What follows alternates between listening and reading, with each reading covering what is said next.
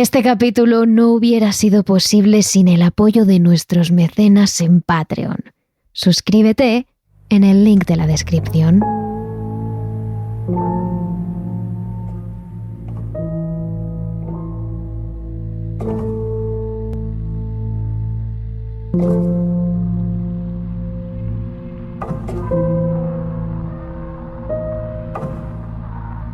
Los videojuegos son capaces de transportar a los usuarios a mundos increíbles e inimaginables, pero también son capaces de transformar en cierta medida a las personas, hacerles perder sus casillas. La mayoría de juegos que existen para ordenador, PlayStation, Xbox, son totalmente normales. Tan solo nos entretienen y nos permiten pasar un buen rato solos o jugando con amigos. Existen juegos que nos hacen aprender, juegos educativos que ayudan incluso a los más pequeños a retener ideas y palabras y amplían su conocimiento. Pero luego están esos juegos que dejan ver un lado oscuro a través de las pantallas. Su trama, quizás sus gráficos, los personajes o las músicas esconden algo escalofriante que los convierte en videojuegos tenebrosos. Pero más allá de su apariencia, existen algunos a los que sí les rodean historias sombrías. Y son precisamente esos, de los que hablaremos hoy en el segundo capítulo de Videojuegos Malditos, en Terrores Nocturnos.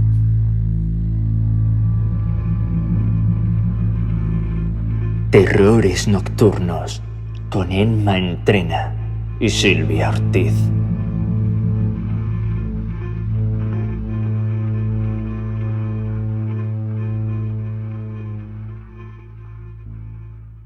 Empezaremos hablando de un clásico que estamos seguras de que conoceréis prácticamente todos.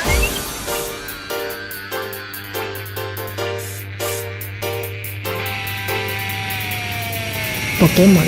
Llegaré a ser el mejor que habrá jamás. El conocidísimo videojuego que originalmente comenzó como un RPG, es decir, un juego de rol para la Game Boy, pero que debido a su popularidad, con el tiempo, también se llevó a la televisión y a la gran pantalla. Pokémon, cuya procedencia es Pocket Monsters, monstruos de bolsillo, fue creado por el diseñador Satoshi Tajiri, tras convertir una de sus aficiones en uno de los videojuegos más conocidos a nivel mundial. Amante de los insectos al que le encantaba coleccionarlos, decidió trasladar esa pasión por coleccionar seres increíbles al mundo virtual. Así fue como en 1996 salió la primera entrega de lo que sería un mundo de criaturas que iría creciendo con el paso del tiempo y de las diferentes entregas del juego. Pero en el capítulo de hoy no hemos venido a hablar del juego en sí, sino de las primeras versiones que salieron al mercado y que provocaron una extraña reacción en numerosos niños. Una historia que algunos califican de leyenda, pero que otros muchos dicen que acabó con la vida de no pocos menores.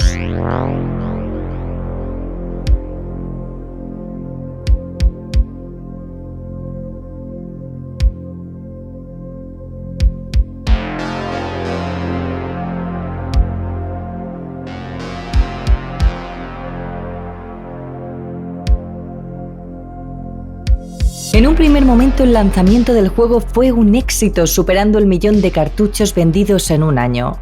Pero más allá del buen número de ventas de Pokémon, lo que realmente llamó la atención en Japón es que el primer verano tras su salida al mercado se contabilizaron hasta 107 casos de suicidio entre niños de 6 a 12 años. La forma en la que estos pequeños tenían de quitarse la vida iba desde lanzarse por la ventana o el balcón de sus casas hasta tirarse a las vías del tren o por algún puente o lugar elevado. Estos terribles incidentes provocaron que automáticamente se abriera una investigación a nivel nacional para saber qué es lo que estaba ocurriendo en Japón, que hiciera quererse quitar la vida a los niños que todavía no habían disfrutado ni una cuarta parte de esta. Tras varios días de investigación, los expertos empiezan a atar cabos. Se dan cuenta de que las coincidencias en todos estos menores es que estaban jugando al mismo juego, a Pokémon.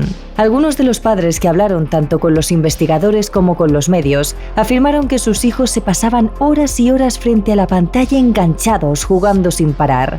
La Game Boy se había convertido prácticamente en otra extremidad de su cuerpo, sin ella no podían vivir. Los expertos decidieron entonces encender las consolas para ver si dentro del juego encontraban quizás un mensaje o algo que les pudiera dar otra pista sobre las muertes. Y sorprendentemente, se toparon con algo que no esperaban. Todos los menores que se habían quitado la vida estaban a la misma altura del juego, en el pueblo Lavanda.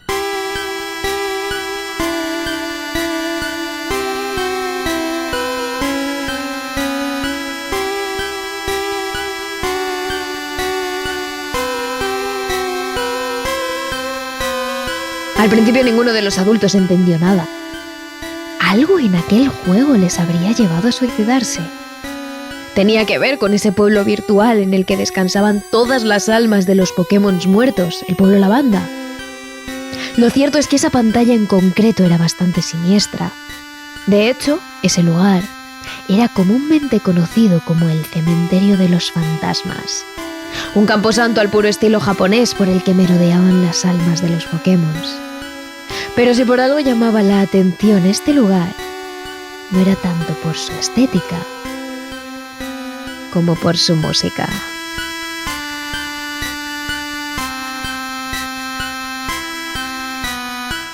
Una melodía estridente y escalofriante que fue modificada posteriormente cuando el juego se distribuyó por Europa.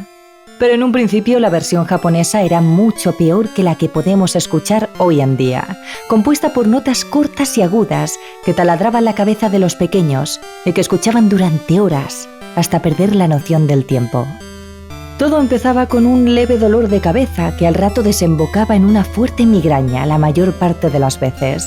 Esto afectaba al sueño creando insomnio y por consecuencia irritabilidad. Luego los síntomas variaron en los menores. Algunos sangraban por la nariz, otros vomitaban y finalmente entraban en un cuadro depresivo. Esto último era consecuencia común que sufrieron todos los pequeños poco antes de quitarse la vida. Alterado por estos casos, la compañía Game Freak, creadora del juego, corrigió la melodía inmediatamente, evitando así que estas versiones llegaran a Europa y también a Estados Unidos. Tiempo después, fuentes de Game Freak aseguraron que la canción posterior era casi idéntica a la original, pero se cambiaron pequeñas notas que mejoraron considerablemente la salud mental de los jugadores. Quitaron los chirridos que provocaban melodías de doble tono en la música original, sonidos que realmente solo podían ser percibidos por los oídos más jóvenes debido a su alto espectro. Notas musicales que los adultos no eran capaces de escuchar. A raíz de este terrible incidente surgieron las teorías y leyendas sobre la siniestra melodía del pueblo Lavanda. Existe una, que es pura invención, que habla de que fue una mujer que perdió a su marido y a su hijo la que hizo esta escalofriante melodía. Otros hablaron de un experimento social por parte de las grandes compañías para ver cómo controlar a las masas, y en este caso, a los más pequeños. Existe otra historia que dice que años después, gracias al software de revisión de audio, pudieron encontrar en el espectrograma de la canción del pueblo Lavanda unas extrañas figuras que aparecían en él. Eran Unowns, es decir, los Pokémon letra, que escribían un mensaje en la pantalla. Leave now, que en castellano significa vete ahora. Con el tiempo fueron surgiendo más teorías y conspiraciones en torno a lo sucedido. Pero si pensabais que las maldiciones alrededor de Pokémon terminaban aquí, estáis muy equivocados. Existe otro incidente, esta vez con datos verídicos y noticias en medios internacionales, que también tuvo a Pokémon como protagonista. El 16 de diciembre de 1997, más de 4,5 millones de niños japoneses se sentaron frente al televisor de sus casas para ver el nuevo capítulo de su serie favorita, Pokémon. Ese día se emitía el 38º episodio de la serie, un capítulo por aquel entonces normal, pero que pasaría a la historia. Como hemos dicho anteriormente, la franquicia de videojuegos de Pokémon pasó a diferentes pantallas tanto de cine como de televisión, y esta última fue la favorita entre los niños de por aquel entonces. La cuestión es que el día que se emitía el capítulo llamado Tenno Senshi Porygon, numerosos niños estaban sentados frente al televisor esperando impacientes el nuevo episodio. En el minuto 20 de este, Pikachu, el Pokémon más conocido de la serie, lanzaba uno de sus ataques eléctricos para parar los proyectiles del enemigo. Y es precisamente ahí cuando se desata el caos. En esa explosión, la pantalla de los televisores se iluminaba con luces rojas y azules, dando lugar a una escena extremadamente intensa. Destellos muy brillantes con rápidos parpadeos que duraron 4 segundos en casi toda la pantalla y otros 2 abarcando la pantalla completa. 6 segundos de rápidos y luminosos parpadeos que provocaron daños en un gran número de espectadores.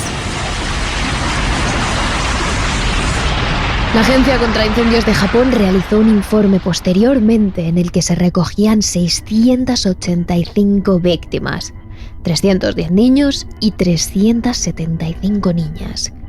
Todas tuvieron que ser llevadas al hospital de urgencia. En la mayoría de los casos, los menores se empezaron a quejar porque veían borroso, les dolía la cabeza, sentían mareos y tenían náuseas. Unos pocos sufrieron convulsiones, ceguera y hasta pérdida de conciencia. Aunque la mayoría se recuperó al poco tiempo de ser atendidos, unos 150 niños fueron ingresados en el hospital y 2 de ellos permanecieron hospitalizados durante más de 2 semanas. Lo peor de todo es que el suceso se repitió poco después en otros menores, cuando un informativo retransmitió las imágenes.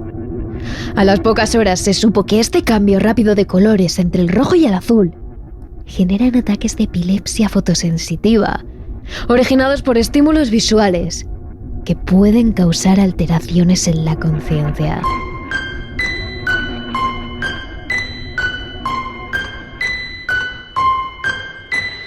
La noticia sobre el incidente se extendió rápidamente en todo Japón.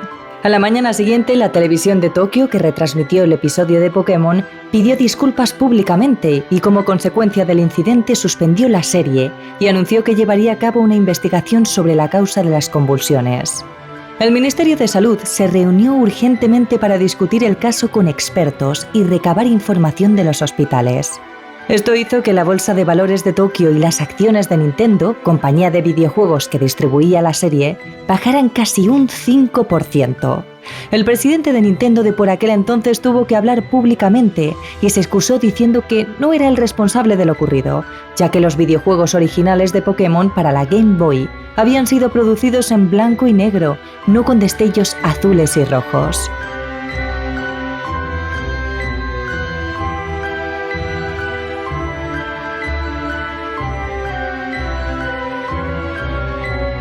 La serie estuvo suspendida durante 4 meses, hasta abril de 1998.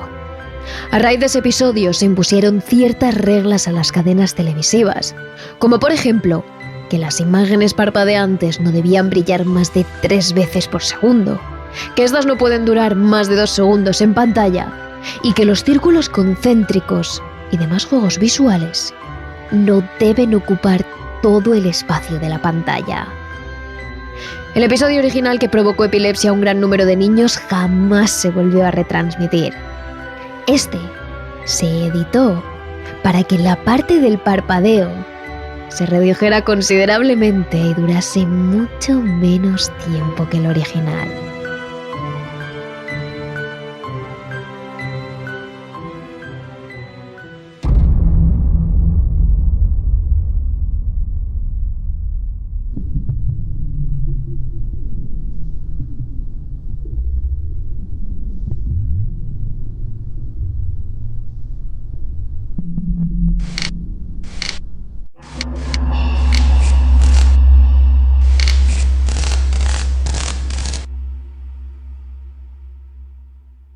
Hablamos ahora de un juego más antiguo que Pokémon, y aunque es menos conocido, también tiene una historia realmente interesante.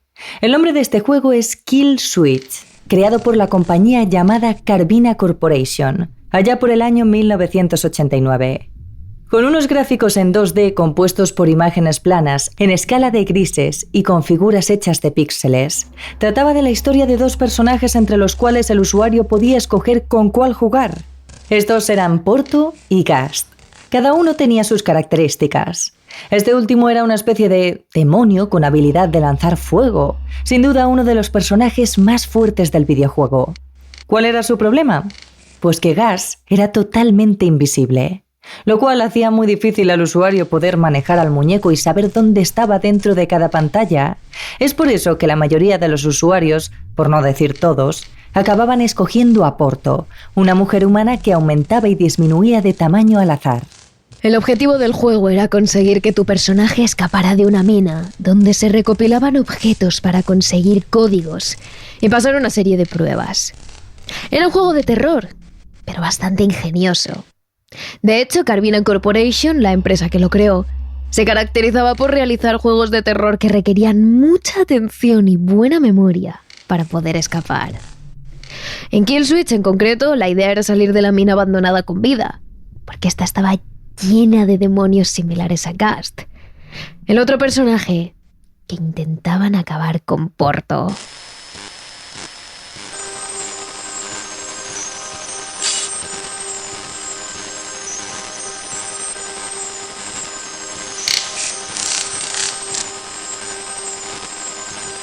Pero si algo diferenciaba a este juego de cualquier otro, es que solo se podía jugar una vez. Una única partida. Nada más. Una vez tu personaje moría, el juego se desinstalaba automáticamente y no te permitía repetir la partida. Incluso aquellos que duraron bastante tiempo con vida acababan llegando a una sala donde parecía estar la salida. Pero justo en el momento en el que Porto estaba a punto de atravesar esa puerta, la pantalla se ponía en blanco y el personaje perdía la vida. Segundos después, Kill Switch se eliminaba del disco duro. En un principio hubo alguno que pensó que se trataba de alguna broma por parte de los creadores. Pero la verdad es que no era para nada así. Desde el momento en el que crearon el videojuego, la empresa tenía claro su objetivo. Solo se podría jugar una única vez. En un comunicado que hizo pública la propia compañía decía lo siguiente: Kill Switch fue diseñado para ser una experiencia de juego única. Como la realidad, es irrepetible, irrecuperable e ilógica. Incluso se podría decir inefable. La muerte es definitiva, la muerte es completa. Los destinos de Porto y su amado Gast son tan desconocidos como los nuestros. Carbina Corporation desea que esto sea así, y les pedimos a nuestros clientes que respeten ese deseo. Tengan la seguridad de que Carbina continuará brindando los juegos de mayor calidad a Occidente, y que Kill Switch es simplemente una de nuestras muchas maravillas. Esta afirmación, en lugar de tranquilizar a los creadores, provocó todo lo contrario. Muchos calificaron el juego como un timo, una farsa, una manera de perder el dinero. Otros se enfurecieron al verse incapaces de poder jugar hasta el final. Tan solo unos pocos decidieron volver a comprar el juego e intentarlo de nuevo, pero ninguno de ellos consiguió llegar más allá de aquel momento en el que la pantalla se tornaba de un color blanco, hasta que el personaje principal, Porto, fallecía. Pero lo más impactante llega cuando, a raíz de este curioso juego, surgió una historia, una leyenda que envuelve Kill Switch. Resulta que, además de tratarse de un juego limitado, la compañía tan solo hizo 5.000 copias del juego. Ni una más. Esto hizo que allá por el año 2002, cuando solo quedaba una de ellas, en una de las muchas subastas que se realizaban en el mercado nipón relacionado con los videojuegos, un hombre llamado Yamamoto Ryuji decidiera comprar el videojuego de Kill Switch. Pagó por él la friolera de $700.000. Una auténtica reliquia que solo él estuvo dispuesto a pagar. Como sabía de sobra que este juego solo se podía jugar una única vez, decidió grabar un vídeo de YouTube en el que quedaría plasmado su progreso en el videojuego. Pero lo peor de todo es que tras tanto dinero y después de esperar ese ansiado momento, ni siquiera Yamamoto Ryuji pudo acabarlo.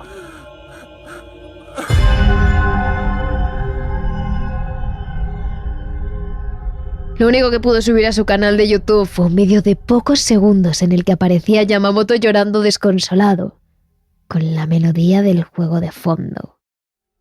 Esa fue su última aparición en Internet.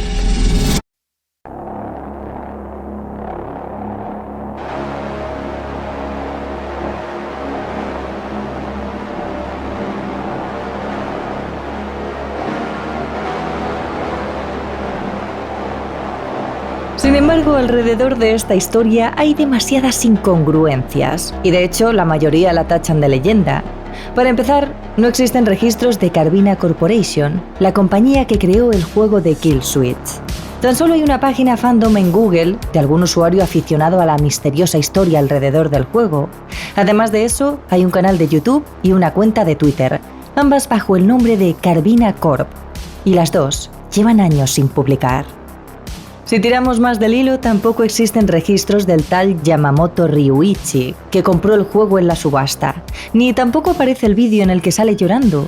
Por eso hay quienes señalan que todo es mentira, pero un punto a favor de toda esta historia es que hay que reconocer que el juego de Kill Switch existe. Al menos existió, porque hay vídeos e imágenes que lo evidencian. Entonces, alguien tuvo que crearlo, quizás pudo ser Carbina Corporation, aunque ahora no exista nada de la compañía. En la página fandom sobre esta empresa se dice que se llamaba así porque la compañía nació en la ciudad de Karviná, en República Checa, aunque otros dicen que se trata de una empresa rusa. Pero una vez más, este caso siempre quedará en un misterio sin resolver. Lo que sí está claro es que la historia del juego de Kill Switch es intrigante y muy escalofriante.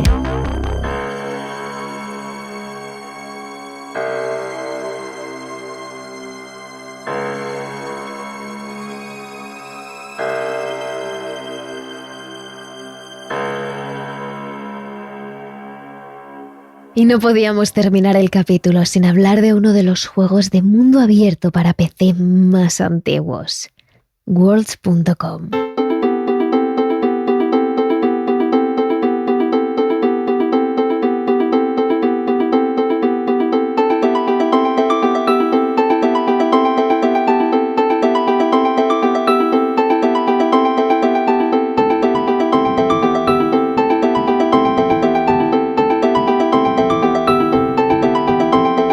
En 1994 los ordenadores eran mucho más grandes que ahora. De hecho, por aquel entonces el gran Bill Gates estaba desarrollando las primeras versiones de Windows. Este sistema estaba dando sus primeros pasos, al igual que lo hacía Internet. Gran parte de la población desconocía qué era Internet, y muchos lo veían como algo extraño e inalcanzable.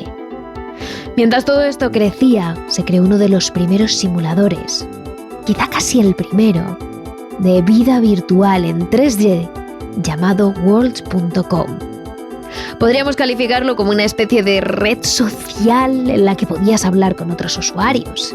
Un mundo abierto que te permitía acceder a infinidad de salas creadas por el propio servidor y por los usuarios, decoradas con diferentes estilos e historias. La versión beta de Worlds.com se dio a conocer en abril de 1995 por la empresa Worlds Incorporated, y aquellos que pudieron probar el juego quedaron maravillados con la cantidad de novedades que incluía.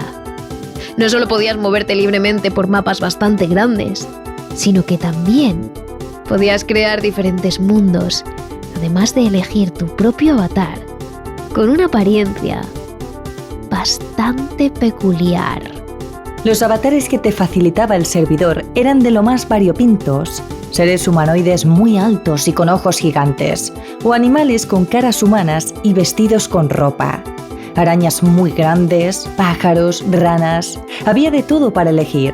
A eso se le sumaba un escenario que hoy deja mucho que desear en cuanto a la calidad de sus gráficos, pero que en esos años era lo más. Además de la gran novedad que supuso este juego por aquel entonces, en Worlds.com existían salas creadas por usuarios anónimos bastante escalofriantes. Salas secretas, túneles escondidos, habitaciones con una decoración siniestra y oscura. Pero en aquellos años este espacio suponía una revolución, y eran muchos los usuarios que interactuaban y exploraban los diferentes mundos dentro del videojuego. En el año 2000, el juego se fue actualizando e insertó bastantes mejoras. más libertad de personalización, además de reparar posibles fallos y detectar hackers. Eran los primeros años de la revolución digital y existía una libertad de límites brutal que permitía crear a los usuarios prácticamente todo lo que quisieran sin censura.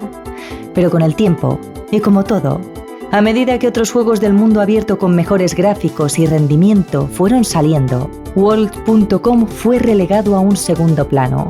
Second Life o los Sims sustituyeron de alguna manera a este videojuego que con el paso de los meses y de los años fue quedando en el olvido, aunque no por completo.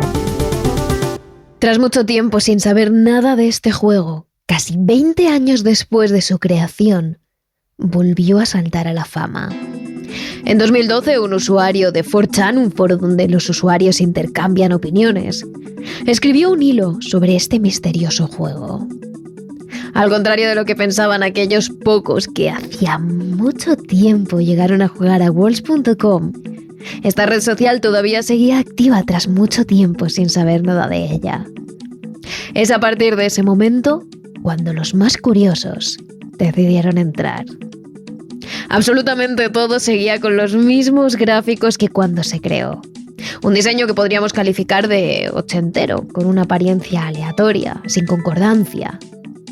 Pero lo más curioso de todo es que durante todo ese tiempo en el que este juego había quedado olvidado para la mayoría, unos pocos usuarios seguían utilizando la plataforma para chatear y crear más mundos.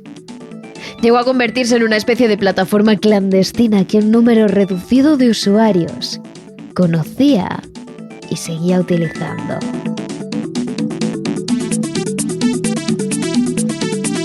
Entre ellos, uno de los que parece ser el líder de Worlds.com es Nexialist, un jugador que viste con una gabardina negra, con cabeza de caballo de color rojo. Aunque no siempre su apariencia es la misma. A este personaje le rodea un halo de misterio. No se sabe quién es realmente, tampoco se comunica con los usuarios. Conoce todo el servidor a la perfección. E incluso algunos avatares nuevos les persigue sin decir nada por las diferentes salas y mundos que lo conforman. Nexialist no les quiere perder de vista.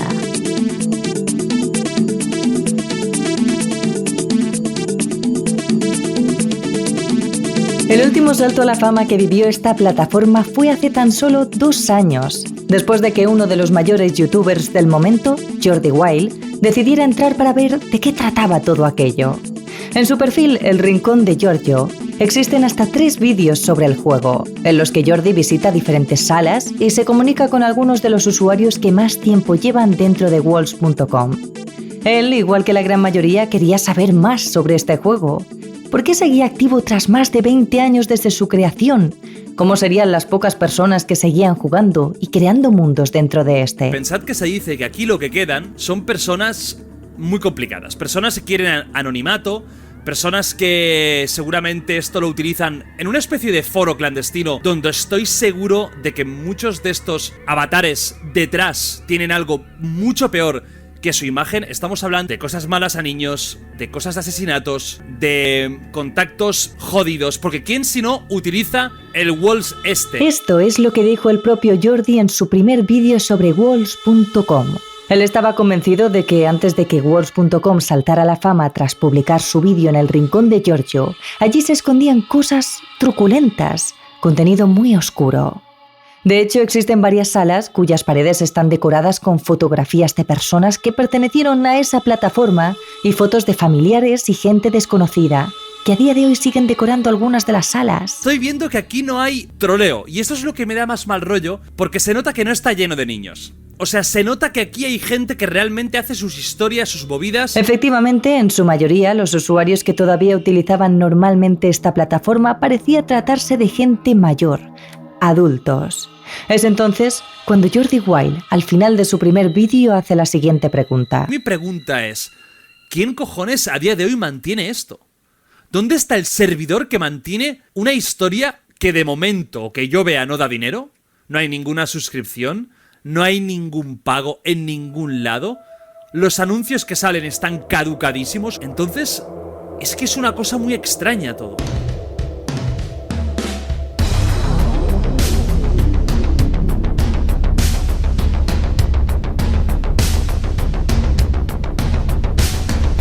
Es cierto que ahora son muchos los nuevos usuarios que han entrado en Words.com y en su mayoría los más veteranos agradecen que esta red social haya vuelto a resurgir. Sin embargo, también existen aquellos a los que no les hace tanta gracia que entren novatos en el servidor. ¿Por qué? Quizás esconden algo, porque tienen esa necesidad de mantener una red social como esta en secreto.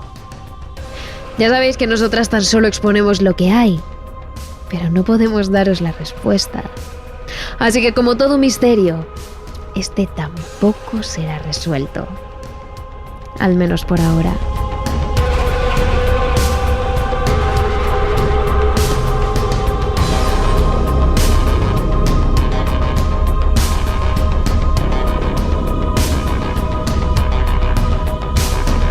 Sin embargo, no podemos cerrar este capítulo sin hablar de Polybius, uno de los juegos más malditos del mundo, que incluye una leyenda, una creepypasta y una historia de control mental.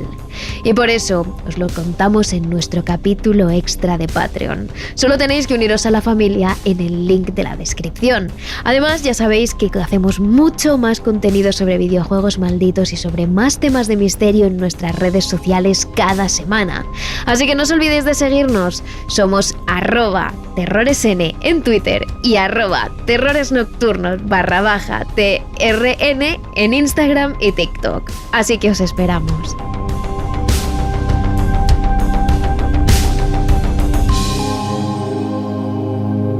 Terrores Nocturnos.